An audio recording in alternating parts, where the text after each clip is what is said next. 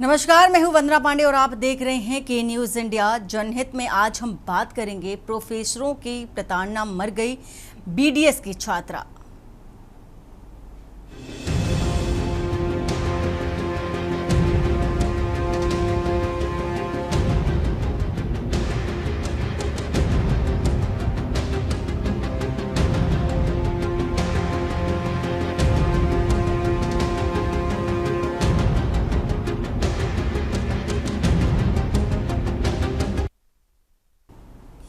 Greater Noida के knowledge park थाना क्षेत्र में शारदा यूनिवर्सिटी की बीडीएस सेकेंड ईयर की छात्रा ज्योति ने गर्ल्स हॉस्टल मंडेला में फांसी लगा करके सुसाइड कर लिया। पुलिस को एक सुसाइड नोट मिला। सूचना मिलते ही थाना नॉलेज पार्क पुलिस और आला अधिकारी ने मौके पर पहुंचकर फॉरेंसिक टीम भी मौके पर पहुंची और टीम ने घटनास्थल का निरीक्षण किया। शव को कब्जे में लेकर पोस्टमार्टम के लिए भेज दिया और इस बीच यूनिवर्सिटी के छात्रों ने प्रशासन के खिलाफ प्रदर्शन शुरू कर दिया। पुलिस ने छात्रों का आक्रोश शांत कराया और परिजनों की तहरीर पर 2 लोगों को गिरफ्तार भी कर लिया। मामले की जांच शुरू कर दी। यूनिवर्सिटी के छात्रों ने प्रशासन के खिलाफ प्रदर्शन करते हुए कई गंभीर आरोप लगाए। मृतका ज्योति ने भी अपने सुसाइड नोट में मेंटल हैरेसमेंट के कई बातें भी कही, जिससे उसने अपने 2 प्रोफेसर पर और मैनेजमेंट के ऊपर मेंटल हैरेसमेंट का आरोप लगाया। यूनिवर्सिटी के छात्रों का कहना है कि छात्रों के ऊपर मेंटली प्रेशर डाला जाता है और ज्योति के ऊपर एक फेक साइन करने का आरोप लगाया गया, जिसके चलते वे काफी परेशान चल रही थी। पुलिस ने छात्रों से बातचीत की और बातचीत कर आक्रोश शांत कराया। एडिशनल डीसीपी ग्रेटर नोएडा का कहना है कि छात्रा के परिजनों द्वारा दी गई तहरीर के आधार पर यूनिवर्सिटी के स्टाफ के विरुद्ध सुसंगत धाराओं में अभियोग पंजीकृत किया गया है, जिसमें नामजद 2 आरोपियों को गिरफ्तार किया गया है। छात्रा के परिजनों और यूनिवर्सिटी के छात्रों में यूनिवर्सिटी प्रशासन के विरुद्ध जो आक्रोश था, जिसे वार्ता कर शांत कराया गया। मौके पर शांति व्यवस्था स्थापित की गई। आगे विधिक कार्रवाई की भी जा रही है, लेकिन ज्योति शर्मा की मौत सिर्फ एक छात्रा की मौत नहीं है। ये हमारे शिक्षा तंत्र, प्रशासनिक असंवेदनशीलता और मानसिक स्वास्थ्य के प्रति लापरवाही की सामूहिक विफलता को जाहिर करता है। नव्या नाम है मेरा। नव्या, एक हादसा हुआ है, कब आपको मालूम चला और क्या देखा आपने? मुझे शाम में मालूम चला है। सब बच्चे रो रहे थे तो मैंने उससे पूछा है, तो उसके बाद मुझे पता चला है। और फिर जो भी सीन हुआ है, फिर मैं उसके मम्मी पापा के साथ थी। मैं हॉस्पिटल गई हूँ, मैंने उसकी पूरी बॉडी देखी है कि उसके पास, मैंने उसका पूरा फंदा देखा है कि वो ऐसे डेड बॉडी लेटी हुई थी और उसको मतलब ठंडे उसके पैर थे और नाखून पूरा नीला पड़ा हुआ था। मैंने खुद देखा है। उसकी मम्मी को मैं ही संभाल रही थी हर समय, लेकिन वार्डन का कोई रिस्पॉन्स नहीं था। शारदा का कुछ सिक्योरिटी नहीं अच्छा है, ना खाना अच्छा है, ना कुछ अच्छा।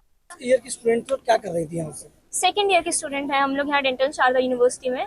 एंड हम लोगों को अपना काम साइन लेना है, क्योंकि हमारे अभी ट्यूसडे से प्रॉफ एग्जाम्स है एंड उसके लिए वो फाइल हमारी कंप्लीट होनी जरूरी है, वरना हम लोगों के मार्क्स पे फर्क पड़ता है। अगर ये नहीं होता तो हम लोग को ऑब्वियसली थ्योरी का भी पेपर करना है, बट हम लोग अभी तक लैब में काम कर रहे हैं और उस लैब में इतनी गर्मी है। सुबह 9 बजे से लेकर 4 बजे तक हम लोग वहाँ रहते हैं। वहाँ बर्नर्स चल रहे होते हैं, पूरा पसीना पसीना में, बट रिगार्डलेस ऑफ दैट कोई साइन नहीं देता है। इससे पहले भी किन फैकल्टी ने क्या बच्चे पे कुछ किस तरह का दबाव डाला था, किस चीज के लिए? प्रेशर तो हम लोगों पे हमेशा रहता है ये काम का, क्योंकि बहुत प्रैक्टिकल वर्क रहता है, बट साइन देना भी जरूरी है ना, आगे काम कैसे बढ़ेगा अगर पहले का साइन नहीं। क्या नाम है आपका? आसिम वाशने। आसिम, क्या हुआ यहाँ पे? आप कौन से कॉलेज में पढ़ते हो? मैं शारदा यूनिवर्सिटी में पढ़ता हूँ और मैं बीटेक सीएससी का स्टूडेंट हूँ। मेरे को एक कंप्लेन है।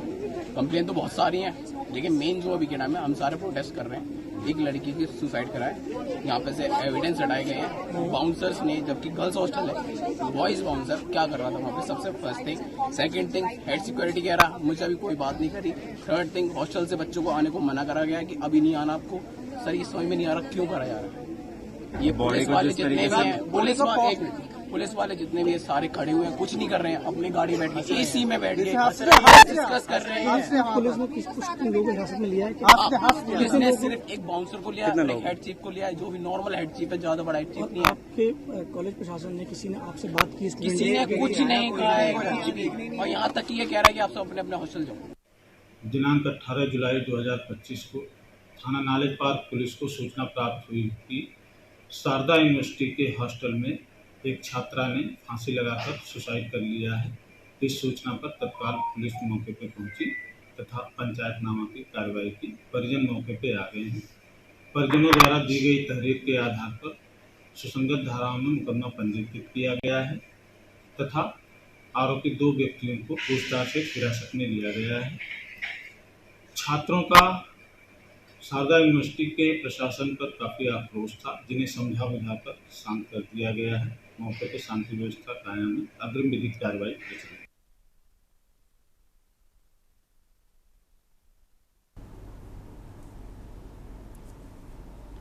तो प्रोफेसरों की प्रताड़ना मर गई, जो कि बीडीएस की छात्रा ने अपनी जान दे दी।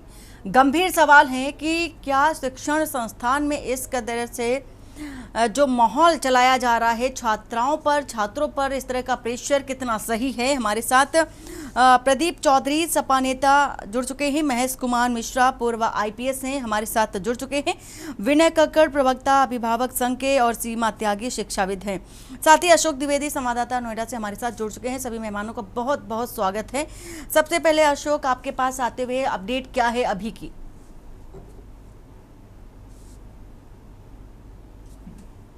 बिल्कुल, मैं आपको बता दूं, देर रात में जब छात्रा ने सुसाइड किया है, उसके बाद में वहां पे छात्र और जो परिजन है ज्योति के, जो मृतका ज्योति है उनके परिजन है, वो वहां पे धरना प्रदर्शन कर रहे हैं, जिसको लेकर के आज जब सुबह जब धरना प्रदर्शन किया गया छात्रों द्वारा, तो उसके बाद स्कूल प्रबंधन ने पुलिस बुलाई और पुलिस ने आकर के छात्रों पे लाठी भी चलाई है। सूत्रों से ये भी जानकारी मिली, छात्रों पे लाठी चलाई है और उनको तितर बितर किया गया है। जबकि बड़ा मामला यह है कि ज्योति ने जो सुसाइड नोट छोड़ा है, उसमें जो यूनिवर्सिटी प्रबंधन के खिलाफ उन्होंने लिखा है उसमें कि मेरे को मानसिक प्रताड़ना की जा रही थी, काफी टाइम से उसे मेंटल हरासमेंट किया जा रहा था, जिसको लेकर के ज्योति ने आज सुसाइड किया है। और उनके परिजन और जो छात्र है ज्योति के साथ के, वो लोग न्याय की मांग कर रहे हैं, जिसमें पुलिस ने 2 लोगों को हिरासत में लिया है और दोनों के खिलाफ पूछताछ की जा रही है, दोनों के खिलाफ कार्रवाई की जाएगी। लेकिन पुलिस के हाथ अभी कोई ठोस सबूत नहीं लगा है कि मृतका के जो आत्महत्या करने का वो कारण क्या था। सबसे बड़ा सवाल यह है कि बिल्कुल अशोक, मृतका के ने जो सुसाइड नोट लिखा है उसमें कई बड़ी बातें जो लिखी हैं, साथ ही आरोप भी लगाया है। सबसे पहले आते हैं हम विनय कक्कड़। विनय जी, जिस तरह से ये माहौल अब शिक्षण संस्थान में देखा जा रहा है, ये सिर्फ एक मुद्दा नहीं है, एक कोई तस्वीर नहीं है, आंकड़े कई सारे ऐसे हैं जो बताते हैं कि शिक्षण संस्थान में छात्रों को प्रेशर दिया जाता है, साथ ही इस कदर का प्रेशर जिससे वो ना चाहते हुए भी जान अपनी देने पर आमादा हो जाते हैं। कितना सही मानते हैं? और सबसे बड़ी बात, इस तरह का माहौल क्रिएट क्यों किया जा रहा है? इसमें सबसे बड़ी बात जो सोचने वाली है हम पेरेंट्स के लिए, आज सुबह मैंने अखबार में देखा कि लखनऊ में एक 4 वर्ष की बच्ची के साथ दुष्कर्म हुआ, और यहाँ पे कॉलेज जहाँ पे एक बच्ची ने अपनी जान दे दी सिर्फ मेंटल प्रेशर की वजह से। तो अगर आप इन सभी को एक सूत्र में पिरो के देखें तो कहीं ना कहीं ऐसा लग रहा है कि ये जो बाजारीकरण है शिक्षा का, उसने शिक्षा को दुकान बना दिया है।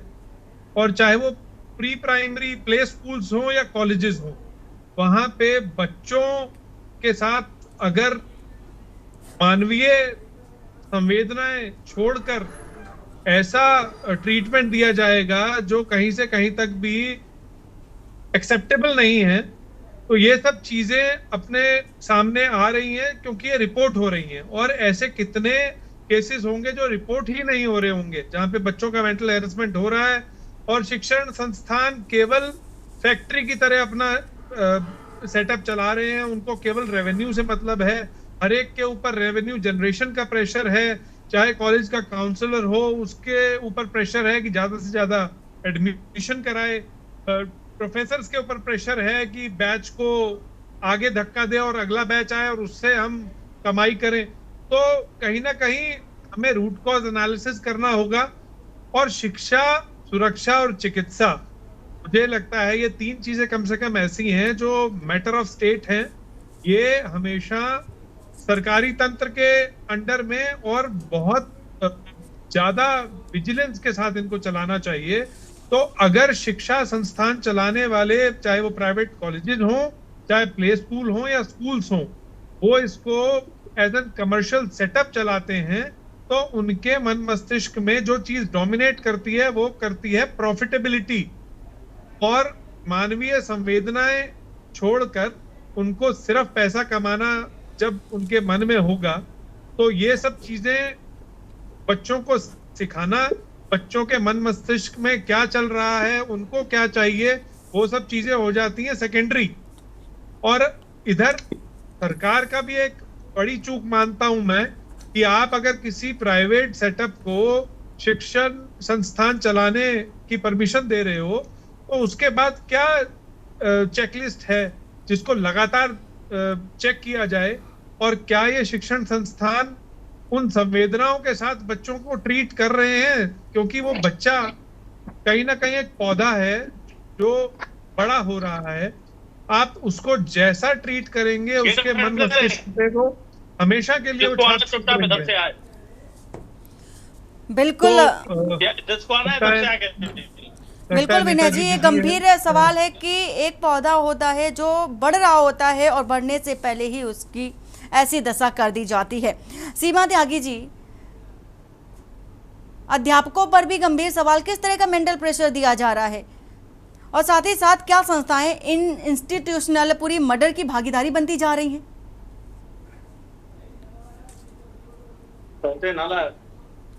अनम्यूट कर लीजिए मैम। फोन दो जल्दी कर। अनम्यूट कर लीजिए मैम। किस नाम से है? क्या नाम दे रहे? बिल्कुल मैम।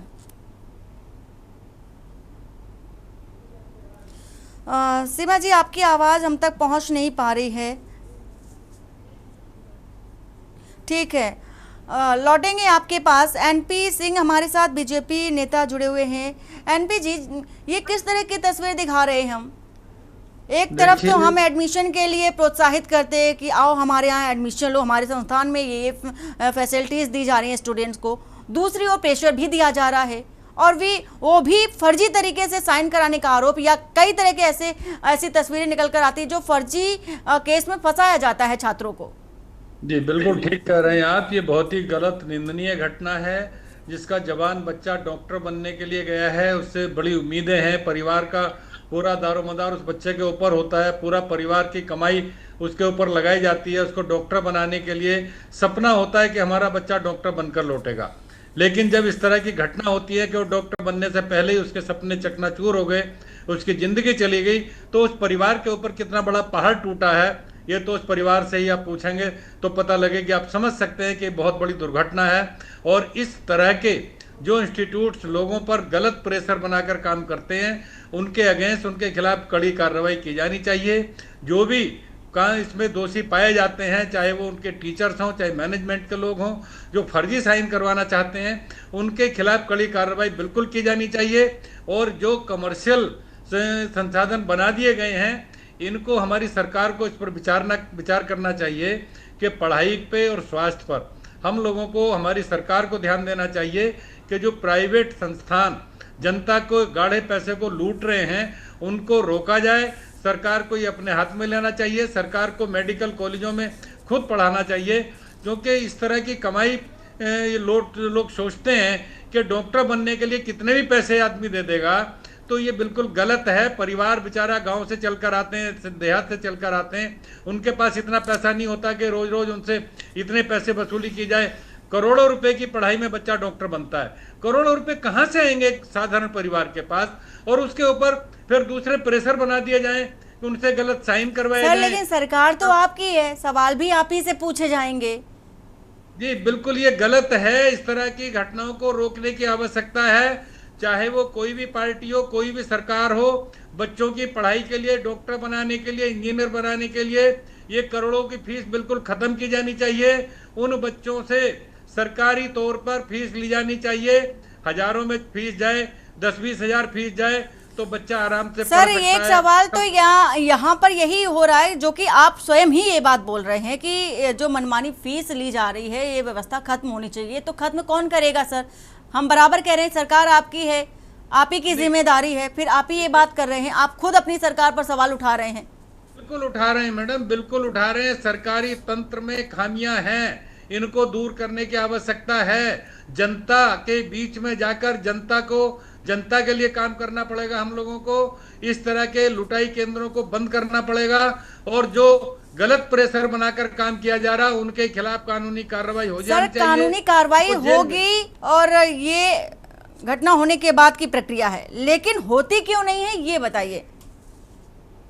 बिल्कुल होनी चाहिए और होती भी है। आपने देखा होगा कि जब से उत्तर प्रदेश में योगी जी की सरकार आई है, कानूनी शिकंजा कसा गया है, कानून के विरुद्ध काम करने वालों पर कार्रवाई की जा रही है। आप आज भी देख रहे हैं कि यहाँ पर इनकाउंटर होते हैं, गलत लोगों को पकड़ा जाता है, कानून पर शिकंजा कसा गया है। और मैं समझता हूं कि बहुत जल्दी आने वाले टाइम में सरकार इस पर ध्यान देगी और इस तरह के जो गलत काम किए जा रहे हैं, चाहे वो किसी भी संस्थान के अंदर हो, जहां लुटाई केंद्र चल रहे हैं, उनको रोकने के लिए सरकार आगे इस पर काम करेगी और ऐसे लोगों के खिलाफ कानूनी कार्रवाई की जाएगी जो हमारे बच्चों की सर एनकाउंटर की बात के लिए कही जिम्मेदार हैं, एनकाउंटर उन की पर बात कार्रवाई कही होगी। अभी आपने, जो कि जो सुसाइड नोट था, छात्रा ने जो मरने से पहले सुसाइड नोट जो लिखा उसमें साफ साफ महिला डॉक्टर और पुरुष डॉक्टर पर आरोप लगाया है और अभी तक उनको लेकर के कोई कार्रवाई होती नजर नहीं आई है, बल्कि एक बाउंसर को पकड़ा गया है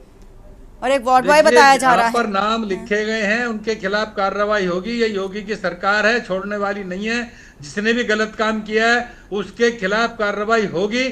कोई ये सोचे कि बच जाएंगे तो बच नहीं सकते। इस सरकार के अंदर ये खासियत है कि गलत आदमी बिल्कुल नहीं बचेगा, उनके खिलाफ कार्रवाई होगी और बहुत जल्दी सलाखों के पीछे होंगे वो। सर योगी जी की सरकार अपनी तरफ से काम कर रही है, सरकार पर टीका टिप्पणी नहीं, लेकिन सरकार ने जो आदेश जारी किया है, निर्देशित किया है अधिकारियों को कि शिक्षण संस्थान में ये सुविधाएं होनी चाहिए, बच्चों पर कोई प्रेशर नहीं होना चाहिए, तो ये जो जिम्मेदारी अधिकारियों की होती है, जो शिक्षक है उनकी होती है, लेकिन ये शिक्षक फॉलो क्यों नहीं कर पाते हैं? फिर देखिए मैडम, जब बीच क्या में उनके निर्देशों को भी हवा हवाई समझा जाता है?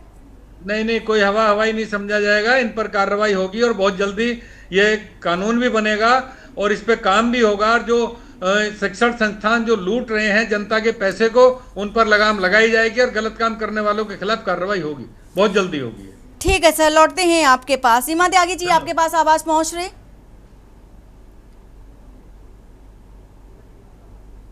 सीमा जी के पास आवाज नहीं पहुंच पा रही है।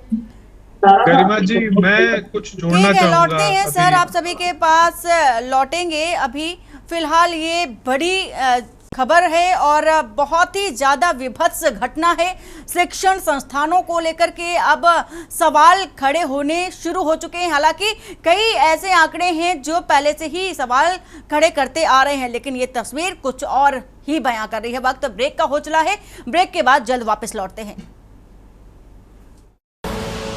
आप देख रहे हैं कि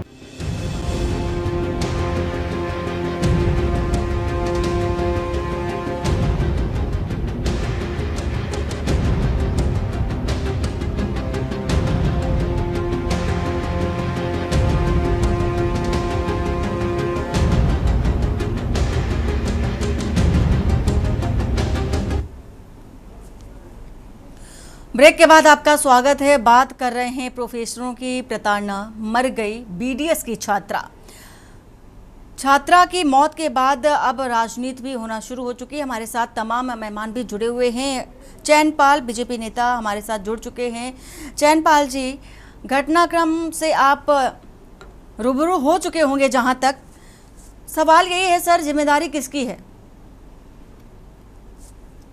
शारदा यूनिवर्सिटी की छात्रा ने सुसाइड कर लिया और मानसिक प्रताड़ना के चलते उसने आत्महत्या की है।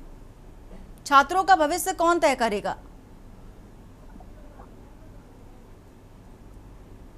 कहना चाहता हूं, आवाज आ रही है मेरी? जी सर, आ रही है आपकी आवाज। मैं कहना चाहता हूं कि जो यूनिवर्सिटी में जो घटना हुई है वह वास्तव में बड़ी दर्दनाक घटना है, होनी नहीं चाहिए। और जब कोई संस्था में बच्चा पढ़ने आता है तो उसकी जिम्मेदारी संस्था की होती है पूरी, और जब संस्था में बच्चा पढ़ता है तो संस्था के जितने भी कर्मचारी होते हैं उनकी जिम्मेदारी तय होती है। लेकिन यह घटना वास्तव में बड़ी दुखद है। लेकिन मैं देख रहा था कि पुलिस ने भी जो लाठियां बरसाई है परिवार पर, वो भी गलत हुआ है। और दूसरा जो विषय है, मैं ये कहना चाहता हूं कि जो आज ये जो घटना हो रही है, जो एकल परिवार, जो हम लोगों की एक समस्या हो रही है कि मैं और मेरा परिवार, यहाँ तक जो सिमट गए हैं, इसलिए ये घटना ज्यादा हो रही है। जो बच्चे अपने बुजुर्गों में नहीं बैठते, उनके मार्गदर्शन को प्राप्त नहीं करते हैं, वो बच्चे ऐसा घटनाक्रम में अपना कदम उठा लेते हैं। सर कैसी बातें कर रहे हैं आप? एकल परिवार की बात कर रहे हैं। छात्रा ने सुसाइड किया है, आरोप लगाया, लेटर लिखा है, उसमें साफ तौर पर लिखा है कि जो डेंटल जो शिक्षक हैं, महिला शिक्षक पुरुष शिक्षक से प्रताड़ित थी और प्रताड़ना के चलते उसने ऐसा कदम उठाया है। फर्जी साइन का आरोप भी उस छात्रा पर लगाया जा रहा था और आप एकल परिवार की बात कर रहे हैं। छात्रा ने आरोप लगाया है तो कहीं ना कहीं घटनाक्रम में जुड़ता है, लेकिन वो तो जांच का विषय है मैडम। उसमें हम लोग कैसे तय कर देंगे कि भाई ये दोषी हैं? हम लोग दोषी थोड़ी तय कर देंगे, वो तो जांच का विषय होगा। गरिमा जी सर ये बताइए कि कैसे डिसाइड करना, आप इस तरह का बिल्कुल मेरे पास तो शब्द नहीं है कि मैं क्या बोलूं। आप ऐसी बात कर रहे हैं कि ये डिसाइड नहीं हुआ है, अब ये आरोप तय नहीं हुआ है कि कौन आरोपी है। छात्रा ने बकायदे जो वो आत्महत्या का जो लेटर लिखा है, सुसाइड लेटर लिखा है, उसमें नाम भी लिखा है।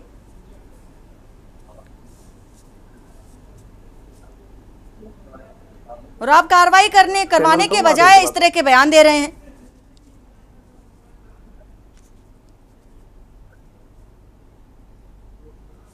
गरिमा जी अगर आप अलाउ करें तो सर, मैं कुछ वंदना पांडे बोल रही हूँ मैं।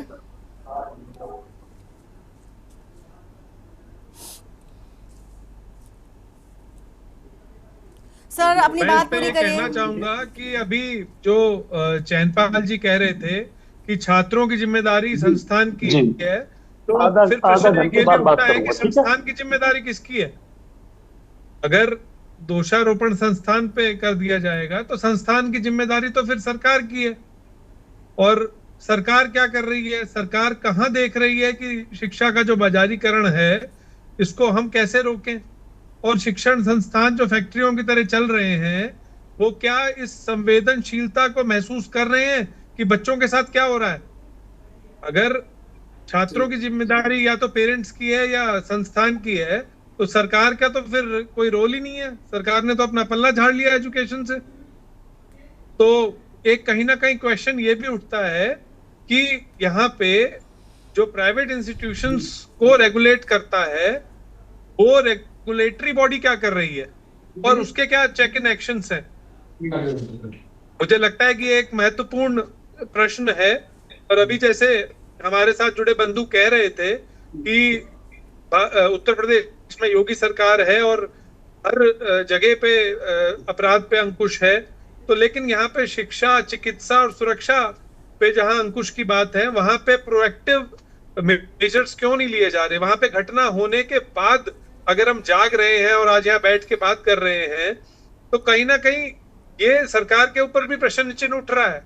क्योंकि मैंने पहले भी कहा था, लखनऊ से भी एक खबर आई जहाँ 4 वर्ष की बच्ची के साथ दुष्कर्म हुआ। अब वो 4 वर्ष की बच्ची अगर एकल परिवार में है या संयुक्त परिवार में है, अब उसमें वहां क्या हम बोलेंगे? फिर अगर यहाँ पे हम फेस सेविंग ही कर रहे हैं तो फिर ये भी प्रश्न उठेगा। तो संवेदनशीलता सरकार को भी दिखानी होगी। और जहां जहां बाजारीकरण है, ऐसे डिपार्टमेंट्स में जहां एजुकेशन, मेडिसिन और सेफ्टी, यहाँ तो सरकार को ही आगे आना पड़ेगा। अगर आप इनको प्राइवेट क्षेत्र में देके सोच रहे हैं कि प्राइवेट वाले लोग बहुत अच्छा सा कर रहे हैं, तो नतीजा आप लोगों के सामने है। तो प्रश्न ये भी है कि अगर आपने जिम्मेदारी संस्था को दे दी, तो संस्था की जिम्मेदारी फिर सरकार कहाँ निभा रही है? अपना काम कहाँ कर रही है? एक बड़ा प्रश्न हम पेरेंट्स के मन में आता है। जी बिल्कुल ठीक कहा आपने। मैंने मेरी बात को आपने कोट किया है, बिल्कुल ठीक है। मैंने पहले भी कहा था और हम अब भी यही कह रहे हैं कि सरकार इससे बच नहीं सकती, जिम्मेदारी ऑल ओवर तो सरकार की आएगी ही। और अब जैसा कि संस्थान में ये शर्मनाक घटना हुई है, उसकी पूरी जिम्मेदारी संस्थान को लेनी पड़ेगी, मैनेजमेंट को लेनी पड़ेगी, और जो उसमें जिनके नाम लिखे गए हैं वो डायरेक्ट दोषी हैं उसके अंदर, उनके खिलाफ कार्रवाई होनी ही चाहिए। और मैंने पहले ही कहा है कि ये संस्थान जो इतना मोटा पैसा जनता की गाड़ी कमाई का लेकर बैठ रहे हैं, एक बच्चा डॉक्टर बनने के लिए जाता है, करोड़ों रुपए उसके खर्च किए जाते हैं, तो हमारी सरकार को ऐसे संस्थानों से अपने हाथ में लेकर ये एक ऐसे तरीके से किया जाना चाहिए कि बच्चों के ऊपर मेंटली प्रेशर भी ना हो, बच्चों के ऊपर फाइनेंशियली प्रेशर भी ना हो, बच्चों को पढ़ाई ठीक से हो जाए और वो डॉक्टर इंजीनियर सब अच्छे से बन सकें। तो इसके लिए कहीं ना कहीं हमारी सरकार में भी, हमारे जनता में भी, हमारे मैनेजमेंट में भी और हमारे समाज सेवियों में भी सारी कहीं ना कहीं कमी है। हम सब लोगों को इस पर बैठकर विचार करना पड़ेगा, हम सब लोगों को आगे आना पड़ेगा और दोषियों के खिलाफ कार्रवाई करने के बाद आगे कम से कम इस पर यह होना पड़ेगा कि बच्चे इस तरह की घटनाओं से बचें। आगे कैसे इन आत्महत्याओं को रोका जा सकता है, इसके लिए कमेटी बनाई जानी चाहिए हमारी ठीक है सर, बिल्कुल सर, ऐसी कोई कार्रवाई हो जो नजीर पेश कर सके कि जब भी ऐसी कोई घटना हो उससे पहले ही जो आरोपी हैं या जो घटना को अंजाम देने की फिराक में है उसे डर और भय हो। हमारे साथ महेश कुमार मिश्रा पूर्व IPS भी हैं।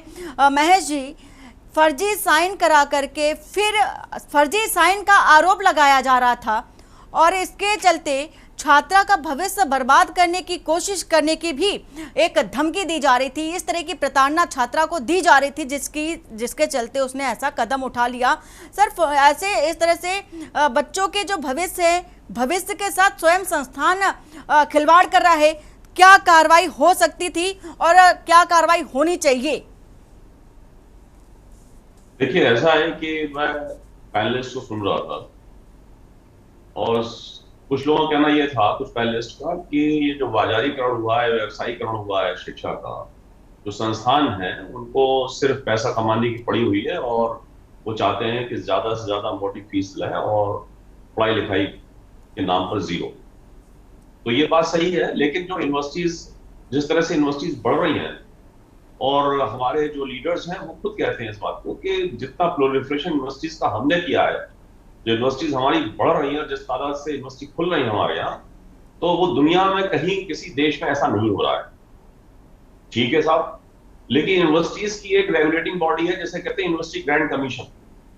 जो यूनिवर्सिटी ग्रांट कमीशन है उसके कुछ नियम कायदे कानून है, रूल्स रेगुलेशन है, और उनके तहत सारा उनका जो क्रियान्वयन है, संचालन है, वो उन रूल्स रेगुलेशन के थ्रू होता है। कौन से कोर्सेज पढ़ाए जाएंगे, क्या सिलेबस होगा, ये सब वो रेगुलेटरी बॉडी जो है वो जब आपको मान्यता देती है, रिकॉग्निशन देती है, तो पहले से उसका पूरा एक निरीक्षण होता है। एक बॉडी बनी हुई है, ऐसा नहीं बॉडी नहीं बनी हुई है, बॉडी न्यू कॉलेज से बनी हुई है, बॉडी मेडिकल कॉलेज की बनी हुई है, इंडियन मेडिकल काउंसिल, जो नेशनल मेडिकल काउंसिल NMC, उसकी भी अपनी एक बॉडी है, वो भी मेडिकल कॉलेज जाता है। जहां तक BDS का ताल्लुक है, तो BDS की एक व्यावसायिक शिक्षा है, मतलब एक प्रोफेशनल एजुकेशन है, चाहे MBBS हो चाहे BDS हो।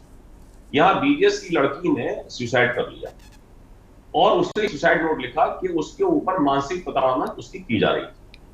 अभी तक सुसाइड नोट से ये क्लियर नहीं हुआ है कि मानसिक प्रताड़ना क्या की जा रही थी।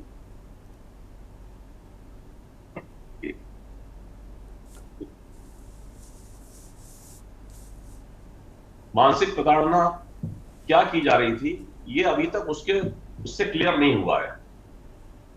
लड़की ने सुसाइड कर लिया, वहां छात्रों ने उधम किया, हंगामा किया, पुलिस ने देखा कि प्रेशर माउंट हो रहा है, छात्र के हिंसात्मक नजरिया है, पुलिस ने FIR दर्ज की और 2 प्रोफेसर को हिरासत में ले लिया। ये किया। हमारे एक पैनलिस्ट ने कहा कि ये सरकार है, ये सरकार छोड़ेगी नहीं। तो ये आप ही समझिए कि हमारे कौन से संस्थान है, कौन सी यूनिवर्सिटी है, यहाँ पर यौन उत्पीड़न हमारे यहाँ हो रहा है। PhD की छात्रा को, BA की छात्रा को, एक छात्रा उड़ीसा में सेल्फ इमोलेशन कर लेती है, वो आत्मदाह कर लेती है, वो 10 जगह भटक रही है, पुलिस के पास भटकती है, वो सबके पास जाती है, यूनिवर्सिटी में धरना देके बैठ जाती है, तब भी कुछ नहीं सुनाई, कोई सुनता नहीं है उसकी।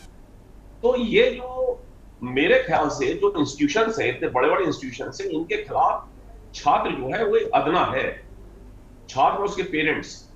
यदि आपने कभी सुना है कि किसी अच्छे पॉलिटिशियन, किसी अच्छे भारी भरकम राजनीतिक या भारी भरकम ब्यूरोक्रेट या भारी भरकम किसी ऐसे सामाजिक जो सामाजिक सशक्त है व्यक्ति, किसी ऐसे बच्चे के साथ हुआ, किसी ऐसे बच्चे के साथ ऐसी घटना हो गई?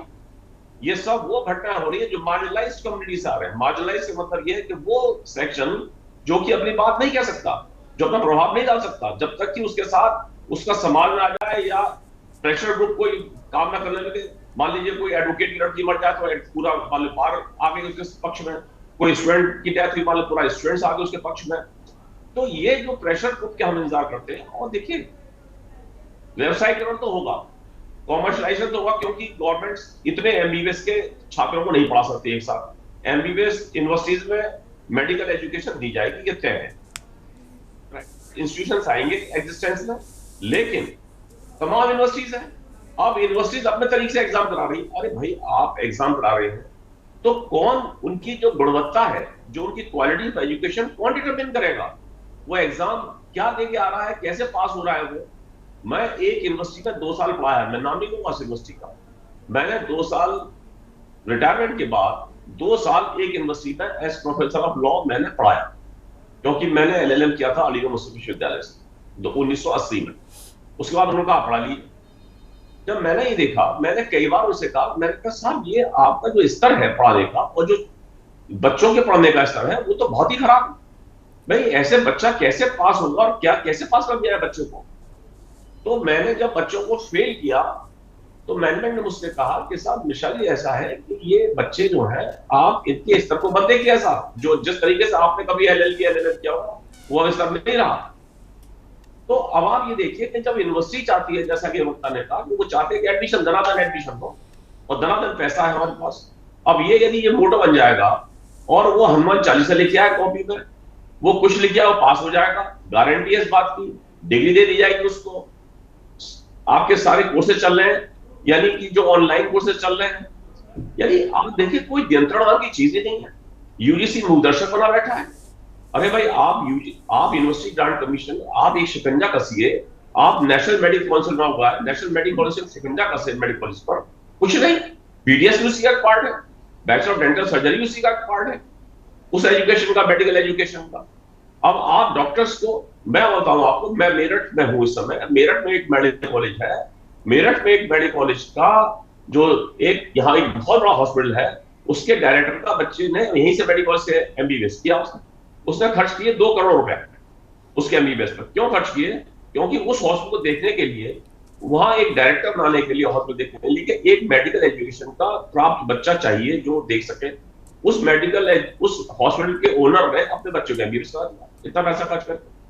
क्योंकि ये जो कह रहे हैं ना कि पैसा, लोग वही जा रहे हैं करने के लिए, चाहे वो एमबीबीएस करने जा रहे हैं, उनको मालूम है कि हमें इतना पैसा खर्च करना, वो कर्जा नहीं लेंगे। They are self sufficient. वो तो खुद ही कहते हैं कि भाई अब ये आप दिन भर ये तो कोर्सेज हैं जो कोर्सेज चला जा रहे हैं, ये तो सेल्फ वो है, सेल्फ फाइनेंस कोर्सेज हैं। तो सेल्फ फाइनेंस कोर्स में तो फिर जो पैसा आएगा, जो पैसा लेना चाहिए ले लो। अब रही अपराध की बात, अब आप देखिए किसी भी यूनिवर्सिटी में, किसी भी कॉलेज में कोई ऐसा फोरम नहीं है जहां पर किसी बच्चे की प्रताड़ना हो रही है, यदि बच्चे का हैरेसमेंट हो रहा है, यदि किसी बच्ची का हैरेसमेंट हो रहा है, तो वो जाके अपनी शिकायत कह सके और उस शिकायत को सुनकर बड़ी संवेदनशीलता के साथ, उसी सेंसिटिविटी के साथ उस पर कार्रवाई हो। कोई ऐसा किसी भी यूनिवर्सिटी में कोई फोरम नहीं है। एक प्रॉक्टर हुआ करता था पहले, जब हम पढ़ते थे, एक प्रॉक्टर हुआ करता था, प्रॉक्टोरियल बोर्ड हुआ करता था, प्रॉक्टोरियल बोर्ड डील करता था। तो यदि आप कोई ऐसा मूवमेंट चलाइए, यूनिवर्सिटी के अंदर मूवमेंट चलाइए कि भाई अवेयरनेस प्रोग्राम चलाइए। आज बच्चियां यौन उत्पीड़न शिकार हो रही यूनिवर्सिटी में, कॉलेज में प्रोफेसर कर रहे हैं। पीएचडी स्टूडेंट से कहा जाएगा हम पीएचडी नहीं होने देंगे तो जब तक हमें सेक्सुअल फेवर नहीं दोगे। तो जब इस हालत में हम ले आएंगे एजुकेशन को, देखिए किसी सरकार के जगह नहीं है ये बात, it comes from the society. हमारे बच्चे हैं और हम ही टीचर हैं। हम ये नहीं कि हम टीचर अलग है हमसे और हमारे बच्चे अलग हैं। हमारे ही बच्चे और हमारे टीचर, हम में से टीचर बने। जितने लोग बैठे हैं, पहले से बैठे, उनके सब रिश्तेदार, बहुत से रिश्तेदार पढ़ा रहे होंगे और सब बच्चे सभी के पढ़ रहे हैं। किसी के बेटे बेटी पढ़ रहे, किसी के ग्रैंड चिल्ड्रन पढ़ रहे, पढ़ सभी करें। बड़ी बात है कि भेदभाव जो किया जाता है उसका जो स्वरूप निकल कर आता है वो कुछ इसी तरह की तस्वीर बनकर उभर कर सामने आती है। प्रदीप चौधरी भी सपा नेता हमारे साथ जुड़े हुए हैं। प्रदीप जी, गंभीर मुद्दा है, लेकिन सवाल ये भी है कि क्या मानसिक जो स्वास्थ्य है सिर्फ स्लोगन भर रह गया है?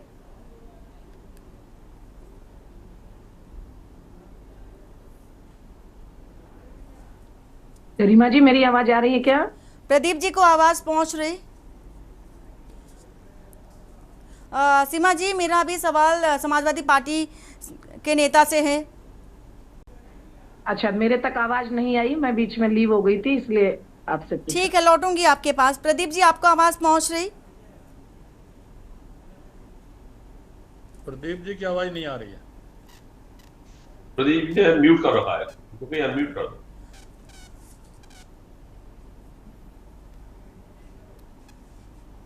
म्यूट कर रहा है, म्यूट कर रखा है उन्होंने। ठीक है, यही सवाल सीमा त्यागी जी आपसे। क्या जो बड़े बड़े स्लोगन दिए जाते हैं, नारे दिए जाते हैं, विज्ञापन निकाले जाते हैं मानसिक स्वास्थ्य को लेकर के, सिर्फ स्लोगन मात्र, सिर्फ विज्ञापन मात्र पर ही निर्धारित है? आवाज आ रही है ना? सर आ रही है। हेलो सर, लौटूंगी आपके पास, लौटूंगी। सीमा त्यागी जी हमारे साथ जुड़ी हुई है, अभी लौटूंगी आपके पास। जी गरिमा जी। सर, मैम वंदना पांडे बोल रही हूँ।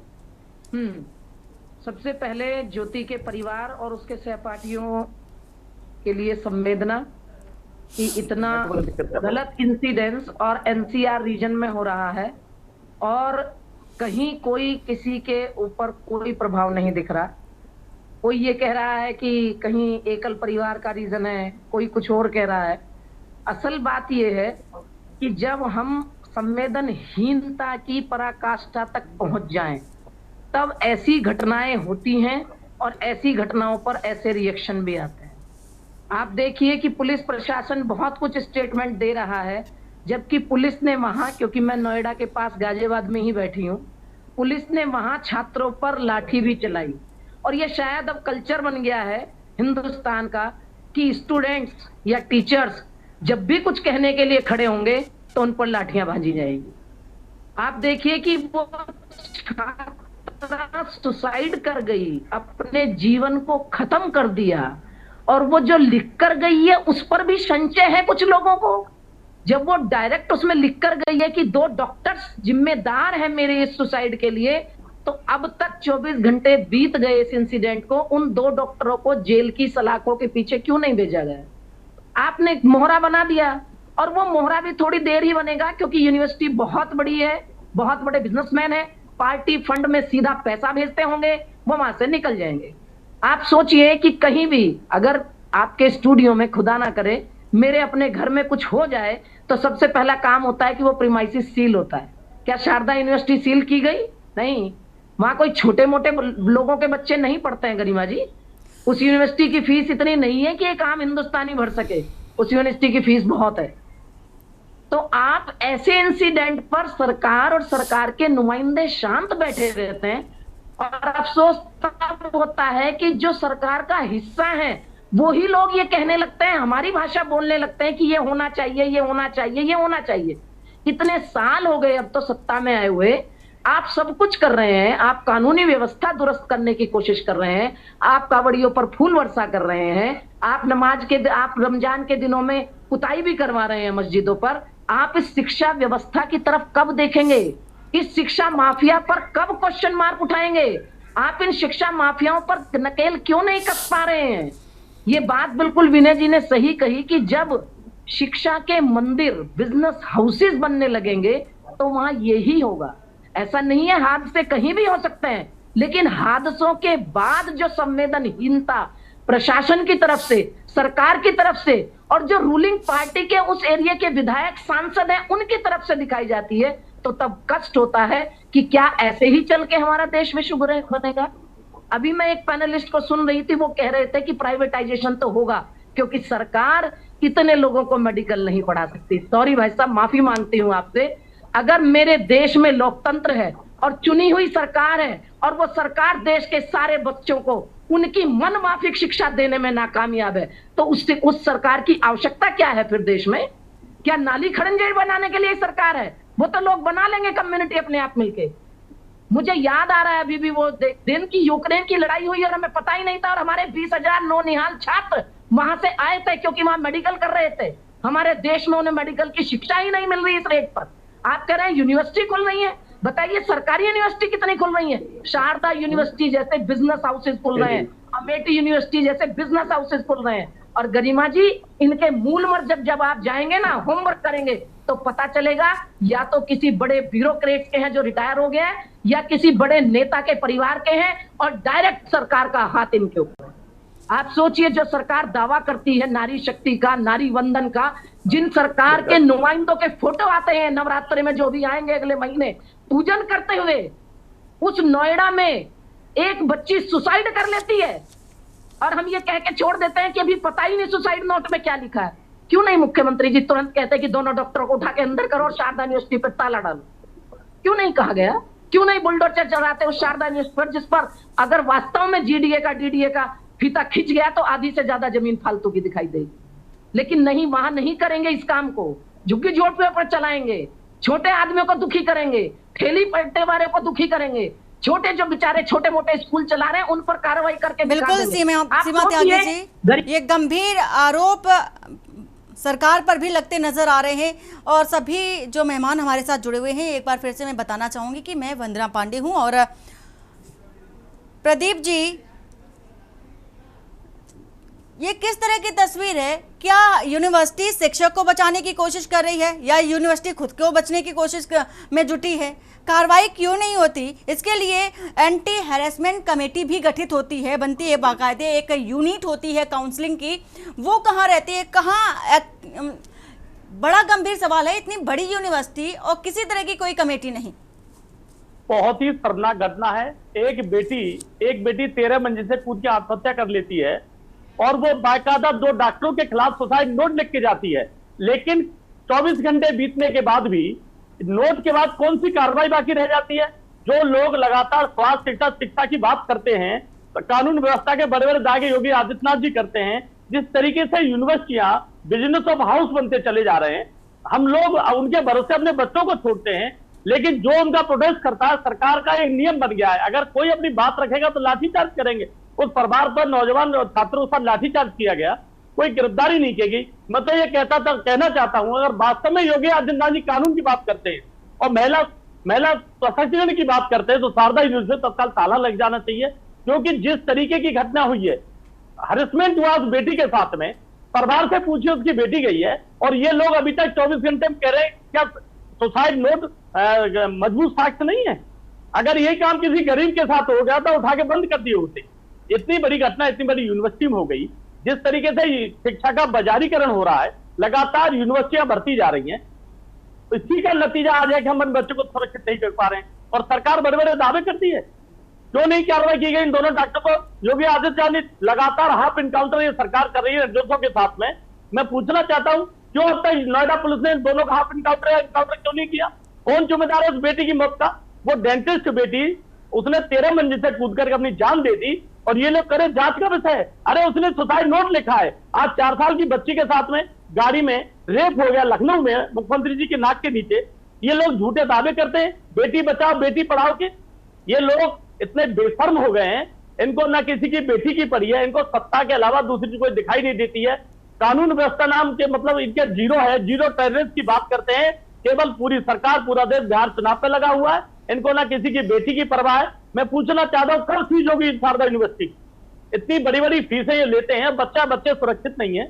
लगातार ऐसी घटनाएं पूरे प्रदेश और देश में घट रही हैं, लेकिन ये लोग चुनाव के अलावा इनको दूसरा कुछ नहीं सूझता है। अगर योगी आदित्यनाथ में थोड़ी भी नैतिकता होगी तो एक कमेटी की जो कमेटी बनी हुई है उसके आधार पर तत्काल शारदा यूनिवर्सिटी को सीज करेगी और उन दोनों डॉक्टरों को कड़ी से कड़ी सजा उठा के बंद करेगी।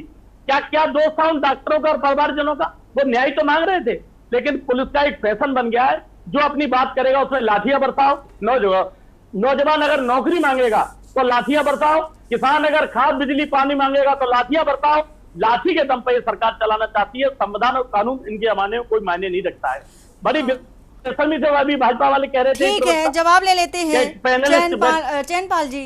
ये जवाब दे नहीं पाएंगे, ये बेशर्म हो गए। ठीक है सर, ठीक है सर। कुछ नहीं सूझता, किसान के लिए परेशान है, माँ बेटियां इज्जत आबरू के लिए परेशान है, और ये लगातार चुनाव के अलावा इनको दूसरा है। चैनपाल जी, किसकी पनाह में ये यूनिवर्सिटीज हैं?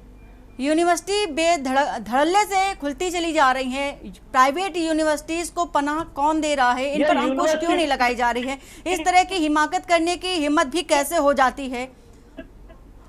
पाई पाई जोड़ करके माता पिता किसी तरह से अपने बच्चों को पढ़ाते हैं, भविष्य तय करते हैं कि हमारा बच्चा बड़ा होकर के डॉक्टर बनेगा, इंजीनियर बनेगा, अपने सपने को साकार करेगा। बच्चे में किया गया एक एक प्रयास माता पिता का होता है, तो ऐसे में कहाँ चली जाती हैं सारी कार्रवाई? भावनात्मक रूप से ऐसे बच्चों के साथ खिलवाड़ क्यों होता है, और साथ ही इतना प्रेशर क्यों? चैनपाल जी। प्रदीप जी सुन लीजिए, चैनपाल जी से सवाल है हमारा। सरकार यूनिवर्सिटी बना रहे, अरे उसका क्या है? यूनिवर्सिटी का मानक क्या है? ठीक है सर, आप जवाब भी सुन लीजिए। चैनपाल जी। मामला ये सरकार को अपने अधीन रखना चाहिए। जो प्राइवेट संस्था खुल रही है लूट के अड्डे हैं, और जब बच्चा को प्रदंड किया जाता है, जो फीस समय पर नहीं दे पाता है, तो उसका एक काउंसलिंग सेंटर भी अपनी यूनिवर्सिटी में होना चाहिए, ताकि वो बच्चे अपनी पीड़ा को वहां जाके बता सके कि मेरे साथ ये समस्या, कि मैं अपने समय पर ये व्यवस्था कर दूंगा। ये प्राइवेट जो यूनिवर्सिटियां हैं, प्राइवेट कॉलेज हैं, ये लूट के अड्डे हैं, किसान का शोषण है, गरीब का। कौन दे रहा पनाह? सवाल तो यही है, ये लूट मारी क्यों हो रही है? पनाह कौन दे रहा? शरण कौन दे रहा है? इनको इतनी हिम्मत कैसे मिल रही है? माध्यम से चला रही है, अब इसको तो मैं नहीं कह सकता शरण कौन दे रहा है, लेकिन संस्था जो अपने माध्यम से चला रही है। लेकिन हम लोगों सर, यूनिवर्सिटी बनाने के लिए जगह आवंटित होती है, जाहिर सी बात है, रुक करते हैं। एक एक छोटी छोटी इकाई को अगर जोड़ेंगे तो सरकार पर ही आ जाती है। लेकिन मेरा तो कहना है कि सरकार कहीं उसमें कमी नहीं छोड़ेगी। जो हमें पूरा विश्वास है कि जिसने भी ये गलती की है उसको सरकार नहीं बख्शेगी, चाहे यूनिवर्सिटियां हो चाहे प्रोफेसर हो। तो सर, जब लेटर में लिखा हुआ है कि एक महिला और एक पुरुष जो शिक्षक है, साफ तौर पर लिखा गया है कि इनके जरिए मानसिक प्रताड़ना बार बार दी जा रही थी, तो अब बचा क्या? तब भी कार्रवाई नहीं। लेटर लिखा है। मैं बोलूं इसमें ऐसा है कि इन्वेस्टिगेशन भी कोई चीज होती है, हम दोषी कैसे ठहरा देंगे? वो तो जांच में आएंगे। लेकिन मैं इस पे कुछ कहना चाहता हूँ। केवल एफआईआर लिखना ही किसी अंदर नहीं जरूरी होता है। तो जो दोषी हैं वो पक्ष से नहीं जाएंगे। एफआईआर लिखना कर्मा जी, एफआईआर लिखना ही पर्याप्त नहीं होता है, उसमें उसके बाद इन्वेस्टिगेशन होता है, जैसा कह रहे हैं, जांच होती है, बहुत बिंदु होते हैं। ये दोष सिद्ध है तो फिर जेल भी चले जाएंगे, और कार्रवाई भी होगी, और मुकदमा भी चलेगा, और सजा भी होगी, सारी चीजें होंगी। लोगों ने घटना की है वो पक्ष से नहीं जाएंगे। आप भी ठीक कह रहे हैं। ठीक है सर महेश जी, लेकिन अभी तक नाम जाहिर नहीं कर रही है। जिस तरह से पुलिस पहुंची, पूरी टीम पहुंची, लेटर बरामद हुआ, लेटर में ये लिखा हुआ सबने देखा वहां पर, लेकिन अभी तक नाम जाहिर नहीं कर पा रही है पुलिस। ऐसा क्यों? ऐसा क्या कारण माना जाता है? इसके पीछे का कारण क्या हो सकता है सर? देखिए, ऐसा है कि लेटर यदि मिला है तो लेटर उसके एक बड़ी छोटी सी चीज है। आपके यदि कोई लेटर, यदि कोई आपका हस्तलिखित होगा, तो पहले ये बात तय हो जानी चाहिए कि आपके द्वारा लिखा गया है। यदि आप विक्टिम हैं, यदि आप किसी व्यक्ति ने सुसाइड किया है और कोई लेटर उसके पास से मिलता है, तो पहले ये तय हो जाए कि यस, इसके हाथ का लिखा हुआ है, ये इसी के हाथ का लिखा हुआ है। तो ये प्रक्रिया है, ये इसमें एक फोरेंसिक का एक पार्ट है, जिसमें ये तय हुआ कि यस, इसी बच्ची के लिखे हुए हाथ, ये इसके बच्चे के लिखे हुए, उसका उसी के हाथ का लिखा हुआ है। और उसके बाद इन्वेस्टिगेशन होता है। इन्वेस्टिगेशन में क्या कारण थे, सारे उसमें बयानात होंगे, क्या कारण थे, कब को हरेसमेंट हुआ, क्या कहा गया लड़की से, क्या नहीं कहा गया लड़की से। तो देखिए, ये इन्वेस्टिगेशन प्रोसेस है। किसी को ये नहीं कि ठीक है लड़की अब चली गई, लड़की मर गई तो हमको फांसी चढ़ा दें। हम एक प्रोसेस है, उस इन्वेस्टिगेशन है। ऐसा इन्वेस्टिगेशन को 2 घंटे 4 घंटे में नहीं होता है इन्वेस्टिगेशन। अब आप देखिए, आरजीकर कॉलेज है, सीबीआई को चला गया आरजीकर कॉलेज का मामला, उस मेडिकल कॉलेज की छात्रा का रेप और मर्डर का मामला। कितने दिन में इन्वेस्टिगेशन हुआ? कितने दिन में इन्वेस्टिगेशन हुआ? सोचिए। तो इन्वेस्टिगेशन एक पार्ट है, पुलिस करेगी इन्वेस्टिगेशन। पुलिस ने एफआईआर लिख दी आनंद फानंद, जब उन्होंने देखा प्रेशर बन रहा है, वो हमारे ऊपर कहीं वायलेंस ना हो जाए, कहीं हिंसा ना हो जाए, कहीं आगजनी ना हो जाए, कहीं यूनिवर्सिटी छात्र निकल पड़े, तो उन्होंने एफआईआर लिख ली। एफआईआर लिख के उन्होंने उनको हिरासत में ले लिया। एक जस्ट टू सेटिएट छात्रों पर लाठियां चला दी। नहीं, देखिए लाठी, मैं इसमें कुछ कहना चाहता हूँ, ऐसा है कि यदि कोई अपनी वंदना जी थोड़ी सी परमिशन आपसे चाहूंगी, चाहे छात्र हो चाहे कोई हो, लाठियां तो देखिए फोर्स तो यूज होगा, it's use of force. Culture बन गया है, लाठियां चलाना तो कल्चर बन गया है। नहीं, कल्चर नहीं है। भाई साहब एक छोटा सा सवाल है, बन गया है कि बिना वजह प्रोटेस्ट करना, हम कहते हैं कि कार्रवाई होती है। अभी कुछ महीने पहले पब्लिक लाइफ को इंटरफियर करना, इंटरवीन करना। अभी कुछ महीने पहले गाजियाबाद में एक बड़े नामी बीटेक के कॉलेज में 2 छात्रों ने सुसाइड किया था, अभी तक कोई कार्रवाई नहीं हुई।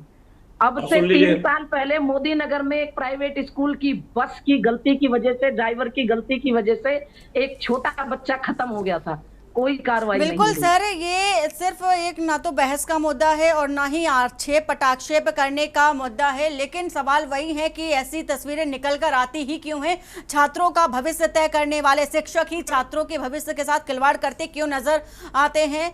आप सभी का शुक्रिया हमारे साथ जुड़ने के लिए। तो ये बड़ा गंभीर सवाल भी है कि ऐसी स्थिति क्यों बन रही है, छात्रों पर मेंटली प्रेशर क्यों दिया जा रहा है। जनहित में फिलहाल इतना ही, बाकी की खबरों के लिए बने रहिए आप के न्यूज़ इंडिया के साथ। नमस्कार। गोल्डी मसाले लाए हैं फ्रेश लॉक टेक्नोलॉजी, जो रखे मसालों को हर समय फ्रेश। गोल्डी मसाले। आप देख रहे